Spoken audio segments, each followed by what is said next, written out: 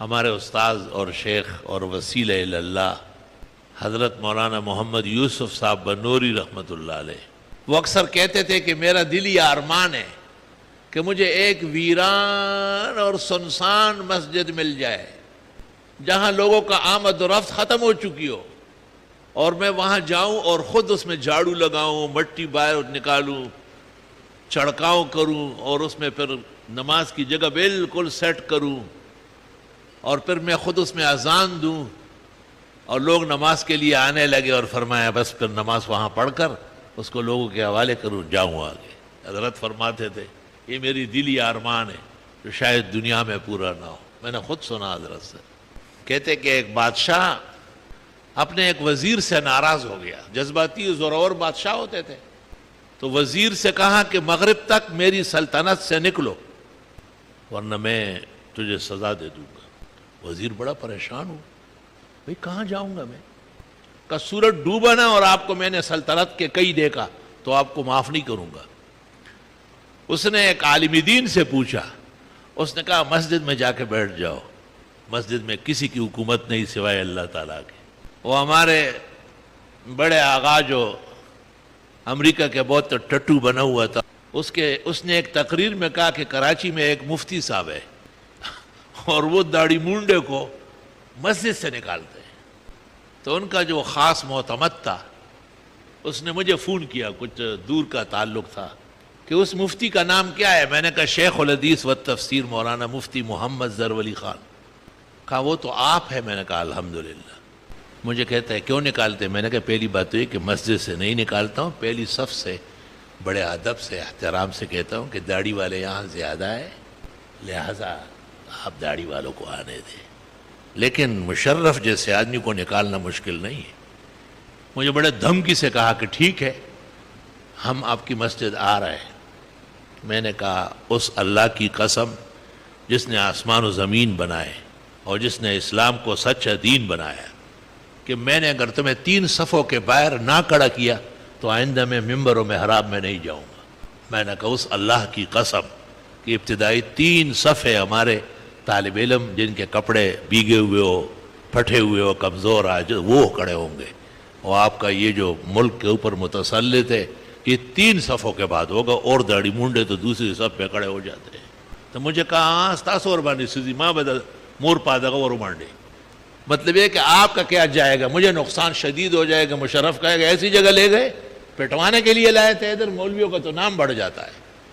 چنانچہ اسی طرح کا ایک واقعہ ان کے ساتھ پیش آیا، اور اس واقعہ کا رنگ تو علیحدہ ہے لیکن حقیقت یہی ہے کہ وہ کھلاڑیوں کو بلا لیا۔ اس زمانے میں انضمام الحق جو ہے وہ کھلاڑیوں کا بڑا تھا اور اچھی جگہ 2-4 دفعہ جیت گیا تھا، تو اس نے بلایا کہ وہ اپنے ساتھیوں سمیت آؤ، مجھ سے ملاقات کرو، کچھ انعام و اکرام بھی کر دوں گا۔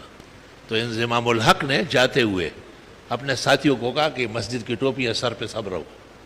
سارے کھلاڑی سر پہ سفید ٹوپیاں رکھ کے اور جنرل صاحب سے مل لے گئے۔ جنرل صاحب ان کو دیکھ کے بہت بے موڈ ہوا، اور جو کچھ وہ کہنا چاہتا تھا وہ بھول گیا، اور بس تھوڑی دیر میں ان سے کہا کہ ٹھیک ہے بہت خوشی ہوئی آپ کامیاب ہوتے۔ جب وہ چلے گئے تو جنرل صاحب نے اپنے مخصوص لوگوں کو کہا کہ مولویوں کی زیادتی، ظلم دے کے کھلاڑیوں کو سفید ٹوپیاں پہنا دی۔ تو اس آدمی نے کہا آپ کہہ دیتے، کہا تو بالکل پاگل ہے، میں کہہ دیتا تو پاکستان میں کوئی ننگے سر اور بغیر ٹوپی کے کل نہیں ہوگا، لوگ تو مجھ سے دشمنی کرتے ہیں نا۔ اس کو یہ یقین تھا کہ میں لوگوں کا بدخواہ ہوں، اور اگر میں نے کہا کہ تم لوگوں نے کھلاڑی ہو کر کے پورے عالم میں کھیل کھیلتے ہو یہ ٹوپیاں کیوں اوڑی، تو بس پاکستان کا ہر مومن غیرتی کہے گا کہ اور کوئی کام ہو یا نہ ہو لیکن ٹوپی سر پہ رکھنی ہے، تاکہ یہ ظالم جو ہے نا اس کا پیٹ شق ہو جائے۔ ایمان مختلف رنگوں میں اور مختلف شکلوں میں اللہ مسلمان کو نصیب فرماتے ہیں، اور مسلمان کے جب آزمائش کا وقت آ جاتا ہے تو ایمان کی غیرت سے اور ایمان کی طاقت سے اللہ جل جلالہ عما نوالہ اس کو بچا لیتا ہے۔ اس لیے میں عرض کرتا ہوں کہ اپنے محور سے، اپنے مشائخ سے، اپنے عقیدے سے پختہ رہو اور آگے پیچھے مت ہو۔ بہانے ہمیں بھی ناراض ہونے کے بہت مل رہے ہیں اور لوگوں کو بھی مل رہے ہیں۔ بہانہ تو اگر بنانا ہے تو سیکنڈ میں بن جائے گا۔ وہ کہتا ہے نا کہ ایک شیر پانی پی رہا تھا نہر پہ، اس نے دیکھا کہ پیچھے جا کے ایک بکری بھی پانی پی رہی، تو شیر کو بھوک لگی اور ویسے بھی بکری کو دیکھ کے اور بھوک بڑھ گئی. شیر آج کل لوگوں کو کھانے کے لیے بدھ کو میدان میں آ رہا ہے، تو وہ خود کہتے ہیں کہ شیر دھاڑے گا اور دراڑے گا. تو شیر نے سوچا کہ ابھی بکری کو تو کھانی ہے، جانے نہیں دینا ہے. کہتا آپ اس وقت پانی پینے آئی جب میں پانی پی رہا ہوں اور میرا پانی تم نے گدلا کر دیا. حالانکہ وہ غریب نیچے پانی پی رہی ہے، یہ اوپر ہے. اس کو کہہ رہا ہے کہ نہیں، نیچے سے بھی یہاں میرے پانی میں نے دیکھا کہ گدلا پن اور مٹی آ گئی ہو، تم صبر کرو. یہ بہانے ڈھونڈنے، بہانے قریب آنے کے لیے ڈھونڈو، دور رہنے کا بہانہ تمہیں نقصان پہنچا دے گا، پھر واپس آ نہیں سکو گے. یہ بھی یاد رکھو. وہ حضرت کعب ابن مالک اور مرارہ ابن ربیع اور ہلال ابن امیہ واقفیین بدریین، ان سے جب پیغمبر خفا ہو گئے تھے تو حضرت ان کو سلام کا جواب بھی نہیں دیتے تھے، ان کو دیکھتے بھی نہیں تھے. لیکن جب وہ نماز پڑھنے لگتے تھے تو پھر حضرت دیکھتے تھے انہیں. کیوں؟ کہ بالکل ہی چھوڑ دینا ان کو، ان کے ایمان ختم ہونے کے لیے کافی تھا. نبی برحق ہے. ایک زمانے میں حکیم الامت مولانا اشرف علی صاحب اپنے خاص خلیفہ خواجہ عزیز الحسن مجذوب سے خفا ہو گئے تھے. حضرت گاہ بگاہ اس کو دیکھتے تھے جب اس کا خیال نہیں ہوتا تھا، اور جب وہ دیکھتے تھے تو مولانا اشرف علی نظر ہٹا لیتے تھے.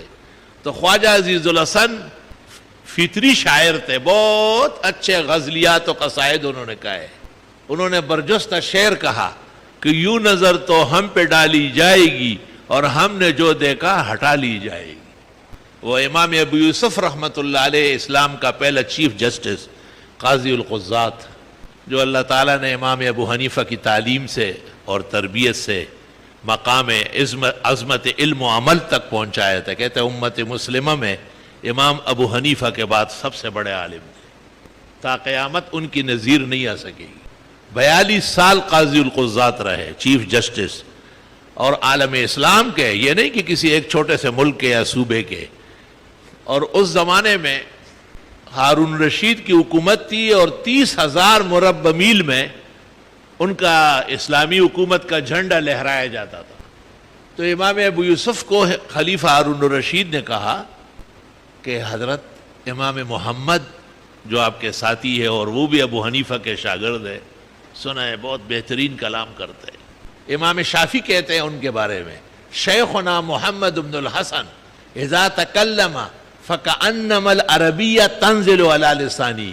دیکھیں ابن حجر کی کتاب توالی و تاسیس بمعالی محمد ابن ادریس.